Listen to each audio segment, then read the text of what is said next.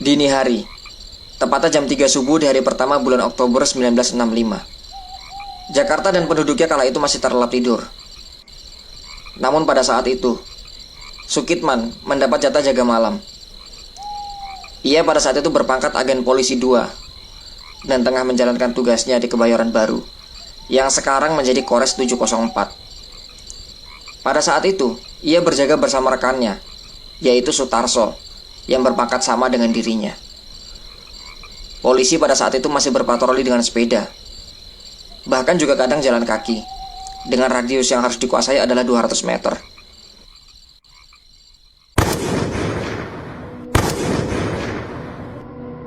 Di tengah sunyinya malam, tiba-tiba terdengar bunyi tembakan yang rasanya tidak jauh dari posnya.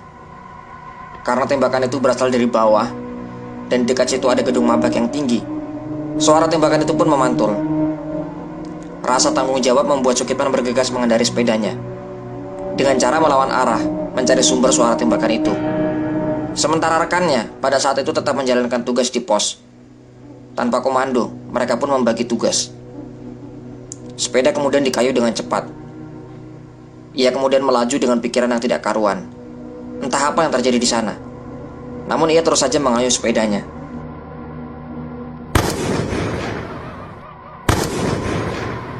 Dalam benak pemuda itu, yang terlintas mungkin terjadi sebuah perampokan. Dan ternyata ketika ia sampai, suara itu berasal dari rumah Jenderal D.I. Panjaitan yang terletak di Jalan Sultan Hasanuddin.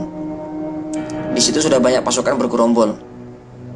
Namun karena ia merasa sama-sama pasukan, ia terus saja maju dengan diselimuti rasa penasaran. Belum sempat tahu apa yang terjadi, tiba-tiba ia dikejutkan dengan teriakan tentara yang pada saat itu mengenakan seragam loreng dengan baret yang berwarna merah. "Turun! Lempar senjata dan angkat tangan!" Sukitman, yang waktu itu baru berusia 22 tahun, langsung kaget dan lemas. Dalam keremangan cahaya, terlihat beberapa laras panjang mengarah ke dirinya. Ia kemudian segera melakukan apa yang diperintahkan, tanpa bisa berkata apa-apa. Di bawah ancaman senjata di kiri dan kanan, Sukitman kemudian diseret dan dilempar ke dalam truk, dalam keadaan tangan terikat dan juga matanya tertutup. Tapi saat itu, saya tetap masih belum bisa menduga apa yang terjadi, kata Sukitman mengenang peristiwa tersebut. Menurut perasaannya, dalam truk itu Sukitman ditempatkan di samping supir. Dengan mengandalkan daya ingatannya, ia kemudian berusaha mencari tahu kemana ia akan dibawa. Namun begitu sampai Cawang kemudian belok ke kanan, ia akhirnya mulai kehilangan orientasi. Pada saat itu berbagai perasaan berkecamuk dalam dadanya. Dan yang bisa dilakukan hanyalah berdoa dan juga berpasrah diri kepada Tuhan. Entah di mana, akhirnya kendaraan itu pun berhenti. Ia kemudian segera diturunkan dan juga tutup matanya dibuka. Silauan cahaya langsung menusuk mata, membuatnya sedikit menyipitkan mata untuk menyesuaikan keadaan. Namun begitu ia masih belum tahu di mana ia berada. Pada waktu itulah ia kemudian mendengar orang berbicara. "Yani wis tak pateni." Tak lama kemudian seorang tentara menghampirinya. Dan ketika tentara tersebut tahu bahwa ia adalah seorang polisi, tentara tersebut pun segera menyeret Sukitman ke dalam tenda. Ia kemudian melaporkan kepada atasannya. Meskipun waktu itu masih remang-remang, di dalam tenda Sukitman sempat mengamati keadaan sekelilingnya. Ia melihat orang yang terlentang mandi darah. Ada juga yang duduk di kursi sambil bersimbah darah segar. Seseorang memerintahkan si tentara tadi, yang kemudian diketahui namanya adalah Letu Dul Arif. Ia memerintahkan agar Sukitman ditawan di depan rumah. Begitu hari terang, dari jarak 10 meter Sukitman bisa melihat dengan jelas ada sekelompok orang yang mengurumuni sebuah sumur sambil berteriak, "Ganyang Kabir! Ganyang Kabir!" Kemudian ke dalam sumur tersebut dimasukkan tubuh manusia yang entah dari mana asalnya, dan langsung disusul dengan berondongan peluru. Kemudian sempat terlihat tawanan dalam keadaan masih hidup, dengan pangkat bintang 2 di pundaknya, mampir sejenak di tempatnya ditawan. Setelah tutup matanya dibuka dan ikatannya dibebaskan, di bawah todokan senjata, sandera itu dipaksa untuk menandatangani sesuatu. Tapi kelihatannya ia menolak. Ia pun juga memberontak. Orang itu kembali diikat, matanya juga ditutup. Kemudian ia diseret dan langsung dilemparkan ke dalam sumur yang dikelilingi oleh manusia haus darah itu. Orang tersebut dilempar dengan posisi kepala di bawah. Melihat kejadian tersebut, perasaannya semakin tak karuan. Sukitman menyaksikan kekejaman demi kekejaman yang berlangsung di depan matanya. Sampai akhirnya, sebagian dari orang-orang itu pun mengangkut sampah yang digunakan untuk menutup sumur tempat memandang para korban. Dengan cara itu diharapkan perbuatan kejam mereka sulit untuk dilacak. Tak hanya sampah, mereka juga menanam pohon pisang tepat di atas sumur tersebut. Setiap habis memberondongkan pelurunya, jika akan membersihkan senjatanya, para pembunuh yang menawarkan dirinya sukarelawan dan sukarelawati itu melewati tempat Sukitman ditawan. Dengan demikian, ia bisa melihat dengan jelas siapa-siapa saja yang terlibat dalam peristiwa tersebut. Peristiwa yang akhirnya meminta korban nyawa 7 pahlawan revolusi.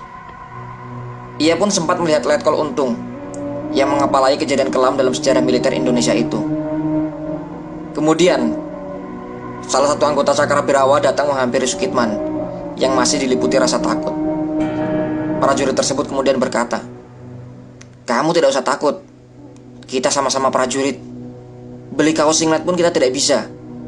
Sementara para jenderal yang menamakan dirinya Dewan Jenderal, jam dinding di rumahnya saja terbuat dari emas. Dan mereka akan membunuh presiden pada tanggal 5 Oktober. Kamu tahu kan, Cakrawirawa tugasnya adalah menjadi pengawal dan penjaga presiden." Anggota tersebut mencoba meyakinkan. Pada waktu itulah Sukitman baru merasa agak tenang, meskipun ia masih tetap diawasi. Ternyata anggota Cakra tersebut sudah dicuci otaknya di bawah komando Letkol Untung. Komplotan tersebut sepertinya sudah menguasai pusat radio yang ada. Sekitar 1 atau 2 jam kemudian, tersiar kabar bahwa siapa yang mendukung G30S akan dinaikkan pangkatnya 1 tingkat untuk prajurit, sementara yang aktif akan memperoleh kenaikan 2 tingkat. Mendengar pengumuman tersebut, semua yang merasa terlibat bersalam-salaman karena merasa gerakan mereka sudah sukses. Tawa mereka lepas, seolah baru saja memenangkan pertempuran besar. Setelah suasana agak tenang, Sukitman akhirnya dipanggil oleh Letu Dul Arif yang menanyakan di mana senjata Sukitman. Ia kemudian menjelaskan apa yang terjadi ketika ia berada di daerah Kebayoran. Mereka kemudian kembali ke sana, dan akhirnya senjata itu bisa ditemukan, ya walaupun dalam keadaan patah. Mengira Sukitman bukanlah musuh, bahkan mereka anggap teman senasib. Jumat sore itu, ia kemudian diajak menuju Halim bersama iring-iringan pasukan.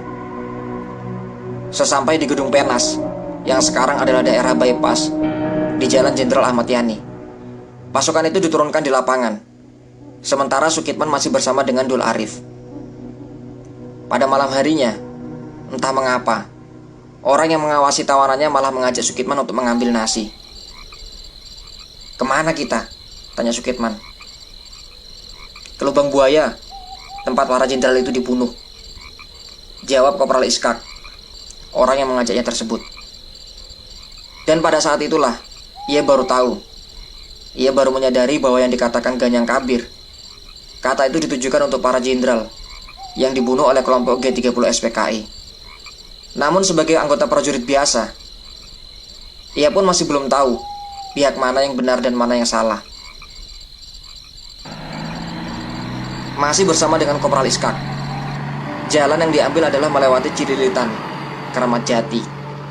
Dan tempat tersebut bukanlah sesuatu yang asing bagi Sukitman, karena dulu ia pernah mengikuti latihan di daerah itu. Keadaan masyarakat pada saat itu masih tenang, karena mereka belum menyadari apa yang terjadi. Saat itu, waktu sudah menunjukkan pukul 23. Manusia-manusia haus darah itu masih diliputi dengan suasana kemenangan. Selesai mengambil nasi, mereka pun segera kembali ke Gedung Penas untuk membaginya kepada para pasukan.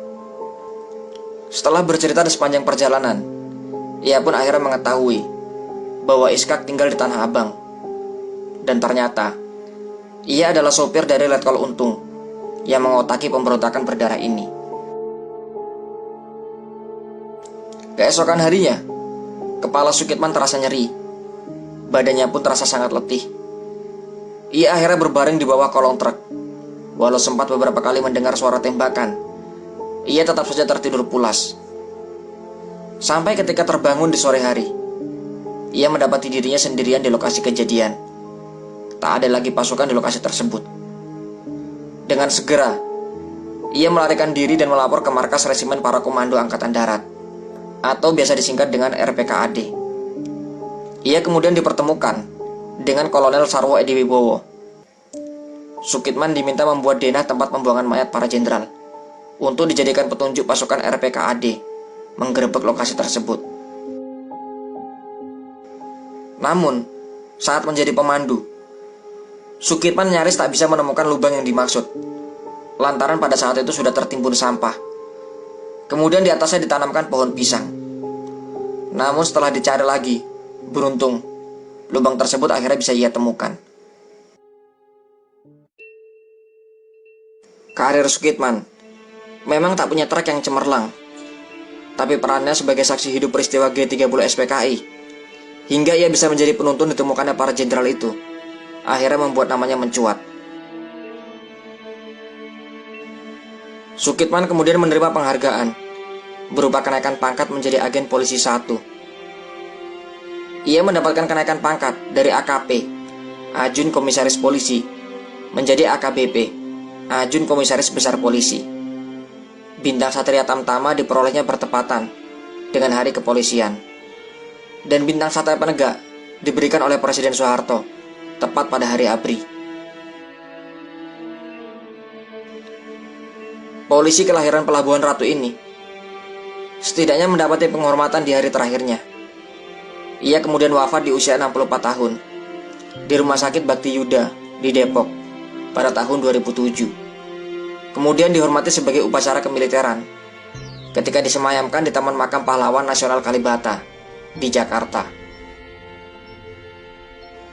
Itulah kisah Sukitman yang berhasil lolos dari maut ketika peristiwa berdarah di lubang buaya.